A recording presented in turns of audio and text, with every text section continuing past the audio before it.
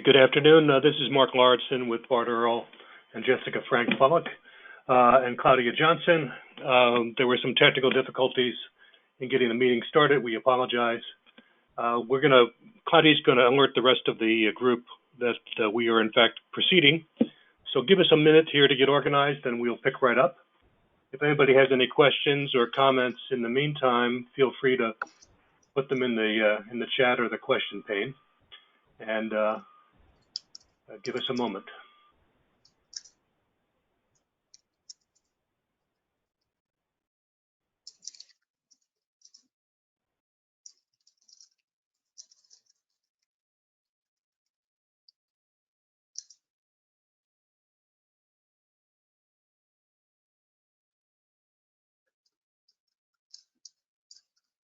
Glad to see Aaron, Marielle, Ramsey, and Vivian here. I know Vivian, I think you volunteered to present, so in a few minutes we'll call upon you to share your screen if you're still game. And in the meantime, I've got up our overall schedule. We are now right here in the June 30th meeting.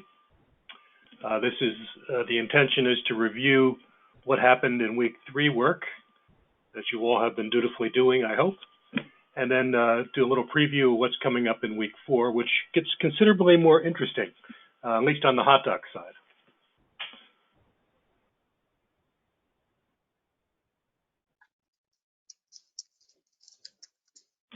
We'll see if anybody else cares to join.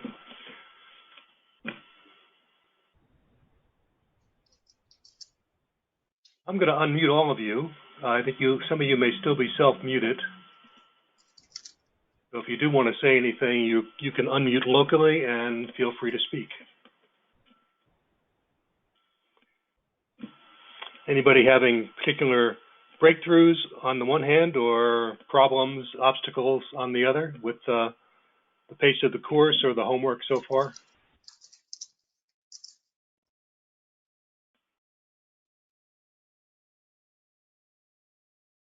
Sounds like no news is good news. Yeah, usually that's a positive interpretation. Has anyone had any trouble logging into A to J Author's website or getting authenticated as an author, accessing the software? There's no homework for the A to J Author section yet until the last 2 weeks. Then there's some sample exercises to do. So there's no huge rush on it right now, but if you do have any problems, feel free to reach out to me. Right, I believe week 3 was half an introduction to A to J by Jessica via a video, and then half is on the PDF automation side of Hot Docs, which is a fun new corner of automation for those of you that haven't done it yet.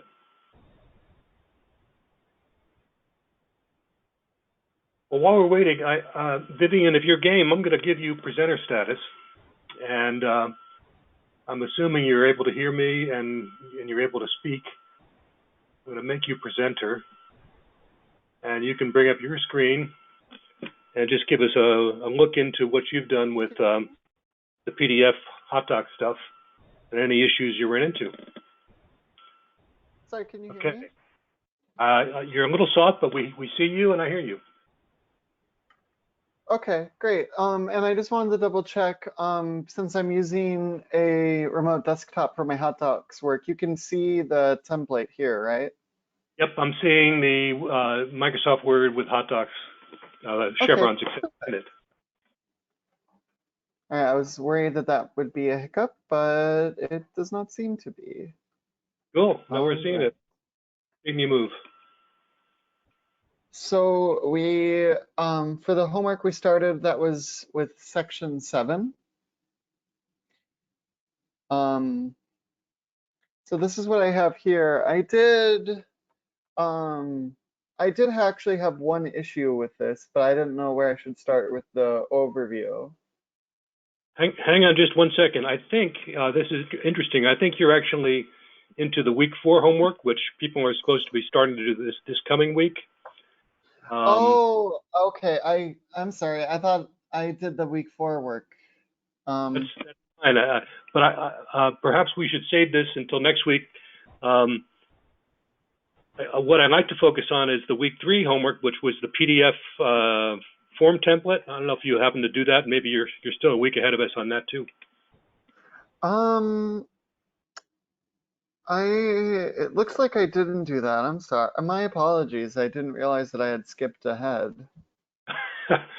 Yeah, we've had this perennial issue with how we talk about the weeks and which week is which. But yeah, week 3 of the course has 2 parts. One is a video introducing folks to A2J author and its relation to LawHelp Interactive. And the second part is on Hot Docs, where you can automate graphical forms, PDFs, and put fields and logic on top of such forms. So that, I think, is now maybe others have done that or have questions about it. So let's just take a moment and ask anyone else in the group on the call, have you dealt with the week 3 homework around Hot Docs PDF automation, and either had did it fine or had any trouble?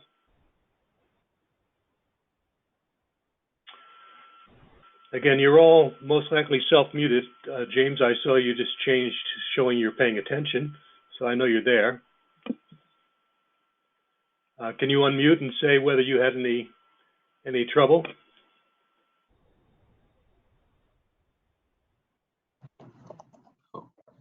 I don't know if you can hear me. It's not James, but I was able to get through the homework. It went pretty well. I didn't think it was too problematic. Are you in a position to show it, or I believe so. Yeah, I'll give it a shot. Okay, I'm gonna Vivian, I'm gonna momentarily answer presenter. I'm sorry, I couldn't hear with the echo. You said you were. All right, can you hear me? Yes. Okay, so we started out by downloading this. Oh, let me do it a different way, actually. Started off by downloading the PDF, and I opened it the wrong way. Go to edit. Created this, and so we started out by creating the text box for the petitioner name. Where my cursor is, you basically just double click, obviously not there, but then you can right click in there, go down to variable, and you can go ahead and then enter the the name of the field you want to enter. For example, obviously you wouldn't do that there, but we did that for the petitioner name. It was also able to, if you have it selected, Control C, and you can duplicate fields that way. So I went through and created the petitioner box, the respondent box, and created variables for each. Then they had us go down here to these different text boxes, and creates its own little text boxes. What you can do from there is you can go there to, I believe, field properties, and you can change it if you want it to be a checkbox, or and you can change all these things. What we then did up here at the petition section was we selected the 2 of them. No, that wasn't it. You select one, you hit Control, and you select the other. You go down here and you can group them. I think, let's see if it worked. And let's get rid of that.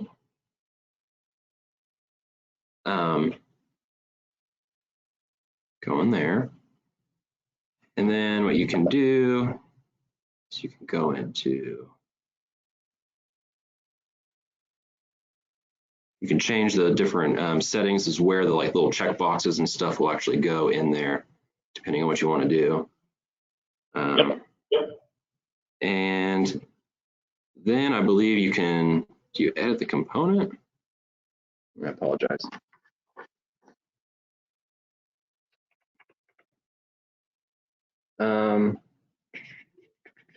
Okay. Go in there to the variables. And edited. Oh, no, I forgot what I did. Yeah, lots of different little screens to work. Yes. So then, under the petition for section where it says dissolution of marriage, legal separation, and nullity, you can take those grouped boxes, and then you can, you can add those specific options so that when it comes up in your prompts, it matches up with your actual document. Additionally, we created this little box over here for the variable. Because it was a date range, we went ahead and created a date variable, separation date.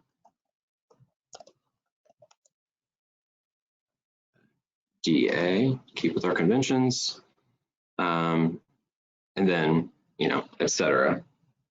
So I'm not sure, did that cover most of what we went over in the homework? I know that there was also the section where we did a little bit of, we did some test assembling. It showed how you can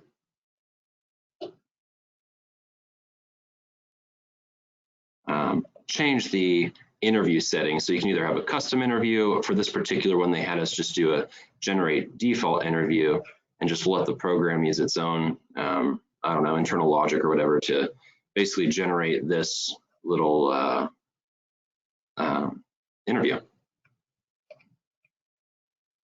Right. So I think that's pretty much what we covered in the homework. I think you covered it. We're getting an echo out of your line. Want to mute for a second? On this screen, I think showing the form document pane panel on the top. If you go to the second, right above the list of questions, no, on the screen you're on the assembly window, where it says form document after it, next to interview, right beneath sample answers. There. This will show you how you can actually fill in the form right in a version of it. So that's kind of an advantage of fillable hot docs forms. This does not behave as such on LawHelp Interactive, but on the desktop, that's a cool way to test and to play with your form. So let me see if other people have any questions or issues when you went through this, if you've done it yet. Again, it's just basics of how you do PDF automation, but frankly, I think it's some of the most powerful aspects of hot docs. You can do incredibly complex graphical forms, whole packages, sets of them, conditionally insert pages, circle things, deal with lists of parties and children and properties and relief and all kinds of complex data, and then put it exactly where you want into the form. So for many of you, I think you're going to find your projects will involve one or more PDF forms as part of your form set.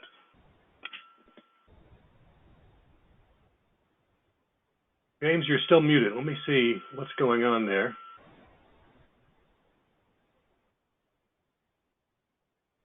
You're not muted by us, it looks like. So I just saw you a moment. There you go. Thank you. We can hear you. Thank you. It said I was muted by both of us. How, where we have the three boxes, dissolution, legal, and nullity of marriage, I was not able to get them so beautifully nice and neat as Anson did. Now, any tips on that? Okay, maybe Anson, you can bring back. Them. Yeah, go ahead. In other words, to align them so nice. Well, I think if you simply create the fields in the pre-existing boxes, they should show up aligned. But one cool tool in Hot Docs Automator is when you've got multiple fields, you can select several of them, and then there's an aligning tool. So Anson, I don't know if you want to try doing that, but like those two fields you just created under number 3, if you click one and then you shift click, there you go. Now, if you right click, you should get a align option in the list of actions. How about number 2? Okay, number 2. Yeah, you do that. Yeah. So shift click those two. There you go. You can. Yep, there you go. So now they're both selected. Now you can align, and you got all kinds of capacity to, specify what you want, the same length, the same height, the same whatever. Brilliant. Thank you. Yeah. That's a very handy tool, and you can use kind of a lasso. Hold down, I think, the control key, and then just drag your mouse around a group of fields, and then you can align them to your heart's content.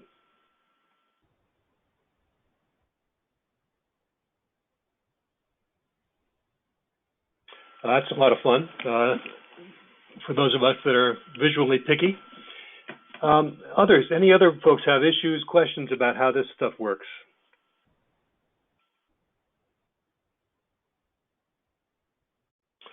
Part of the beauty, of course, is that this sits on top of the familiar HotDocs component file and variables and logic. It's just a different interface.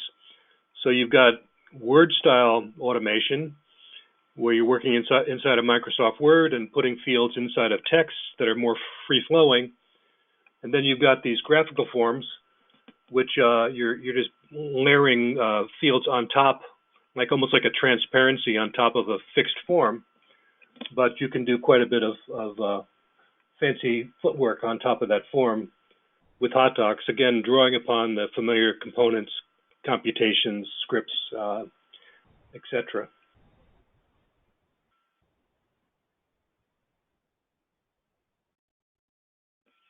Others have any questions about this, or frankly, any other aspect of the course so far?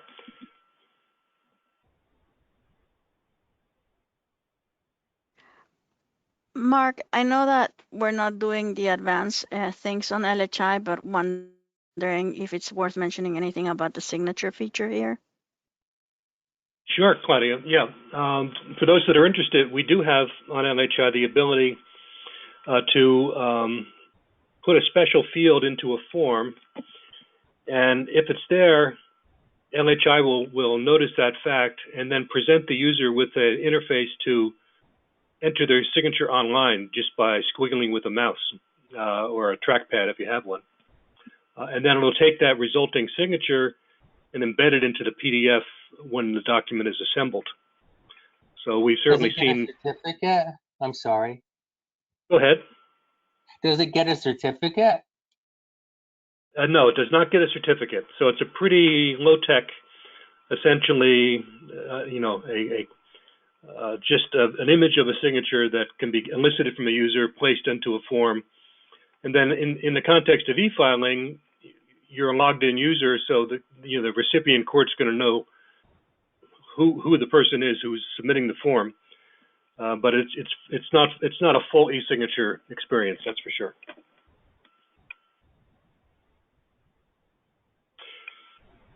While we're at it, Claudia, maybe we should also mention that there are a couple different forms of ways to submit to courts. We now have a pretty full-fledged e-filing capacity that's being used in a couple courts where you can generate documents out of LHI, and based upon a pre-established relationship with an e-filing vendor, you can initiate an e-filing process, and LHI will not only submit the documents but compose an appropriate wrapper of all the necessary data to meet the e-filing requirements, and then send it forward on your behalf.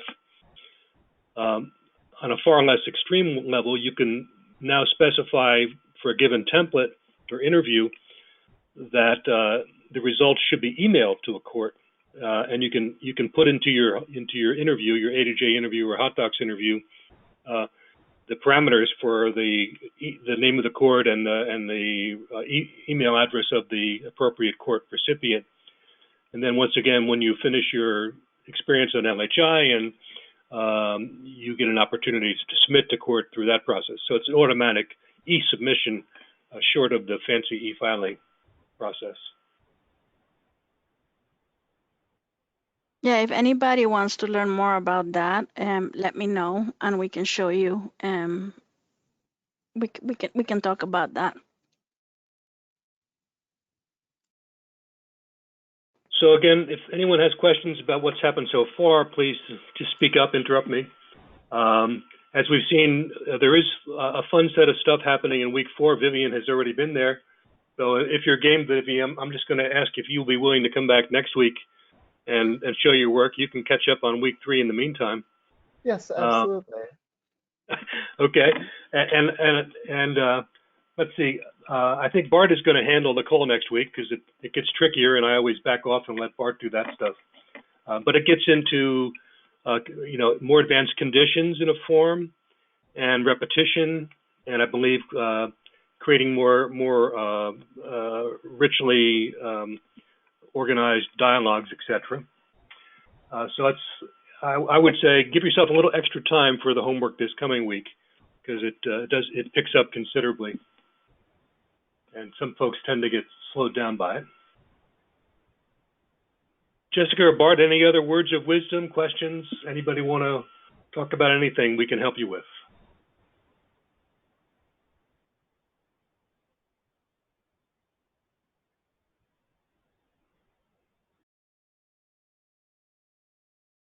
I would just say to get an early start if you can on next week's homework, because the repeats are people do find that one of the most challenging parts of developing interviews in hot docs.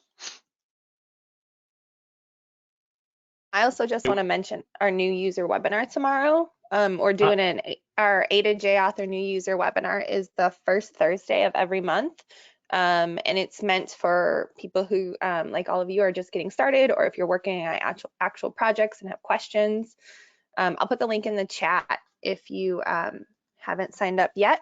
But tomorrow we're talking about macros and functions. So it'll be something you'll watch in an upcoming training video, but feel free to attend or put it on your calendar for future. Yeah, these new user trainings that Jessica's mentioning are really great, and they're all recorded as well, right, historically. So yes. There's an enormous collection of online video reference material for A to J. And I do try to update them. The videos, most of them are, like Mark said, are online on our YouTube channel. And if there's something that pops up that's different from one that I've done in the past, I do update the video on YouTube. So I try to keep them somewhat relevant.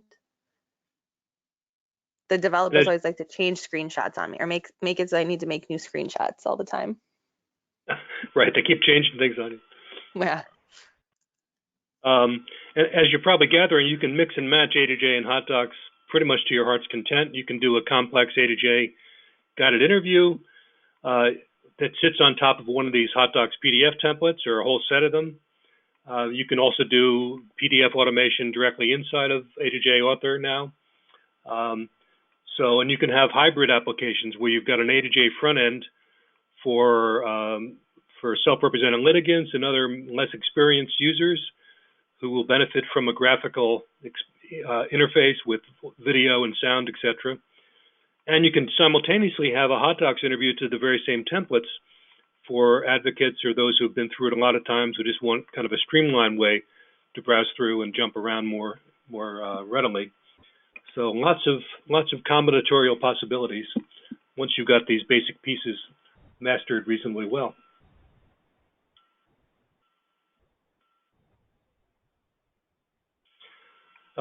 Last call for questions, comments. Anybody running into troubles? Have confusions about how these things fit together? Don't hesitate to speak up. We'll do our best to get the meeting started on time next week.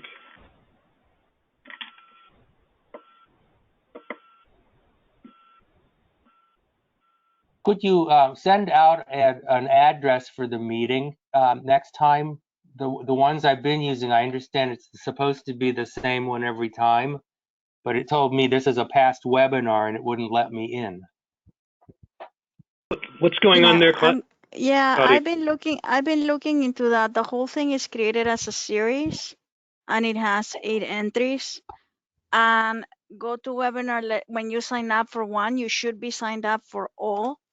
And then it should be sending an hour reminder, an hour before the call with your own login. I have to check the back end of GoToWebinar. I already checked it and I didn't see any changes, but it could be that now there's something where you have to sign up for each meeting on its own. That's what it makes me do. Is the one you sent me later made me sign up from scratch. Yeah, but the link for the 8 of them, because I did check it, the link is the same, which is very weird. Yeah, I mean, I've Which got a suggests it's screenshot a, if you like. no, I believe you. I mean, I think I'm gonna double check the GoToWebinar, because it used to be that you could just select to sign up for the whole series and you didn't have to worry about it.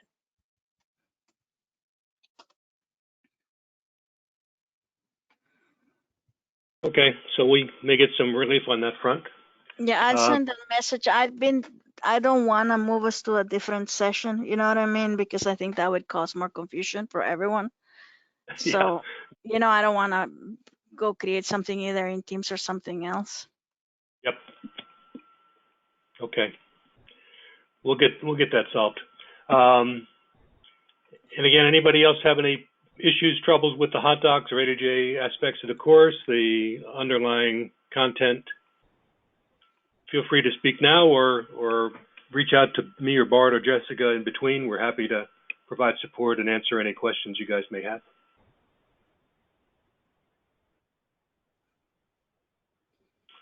I think we can wrap up for today, Claudia. Okay. So we'll post a video for people to review, and then looking forward to having the conversation on repeats, which is a very helpful skill to develop, and it's used in a lot of the high volume templates. So that's really a lot of the heart of what's happening on the back end. Okay, I'll end it. Thank you all. Thanks, guys. Bye. Have a good Thanks, week. everyone. Bye-bye.